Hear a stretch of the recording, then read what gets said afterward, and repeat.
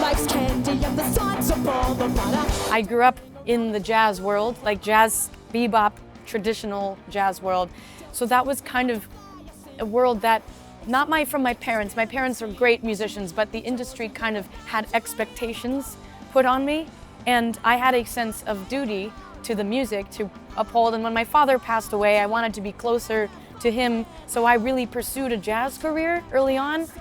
But it's just one small piece, really, of who I am and who we all are. It's like we are such complex beings. And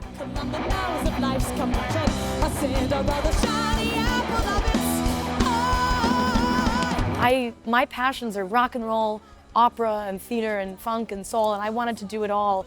And this is the last 3 or 4 years, this is the transgenre era of my career where I am starting to show people that there's a full spectrum here.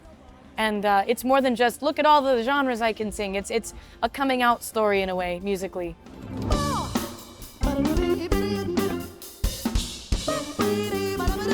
I have my inspirations as songwriters or singers or performers, but as full artistry, that's what when I say my deepest inspirations refer to the full artistry of a band or a person. And for me, it's always been, since I was a kid, always been Queen and Freddie and Brian May.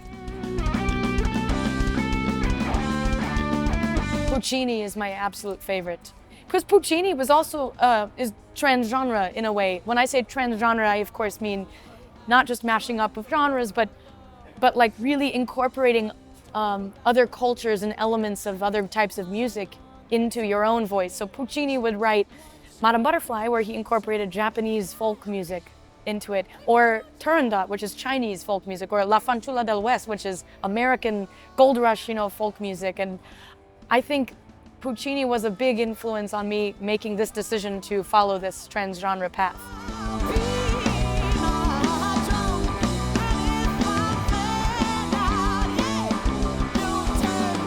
I hope that music, and I think moving forward in the future that the genre classifications are going to be a lot less about style, and it's more about the artist's personality. I mean, just look at like Beyonce and like all the artists today that are just crossing those boundaries. So. You say you're lonely. You cry the whole night through. Well, you can cry me a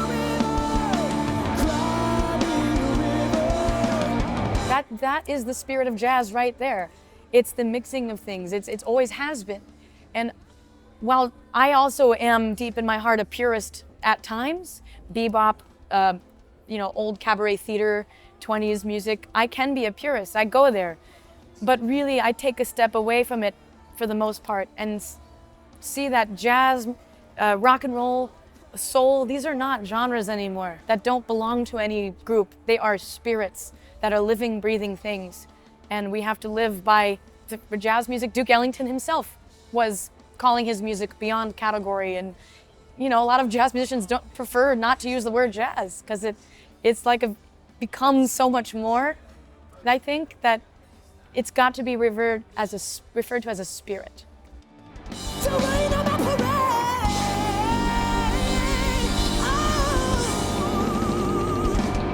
Thank you so much. Good night.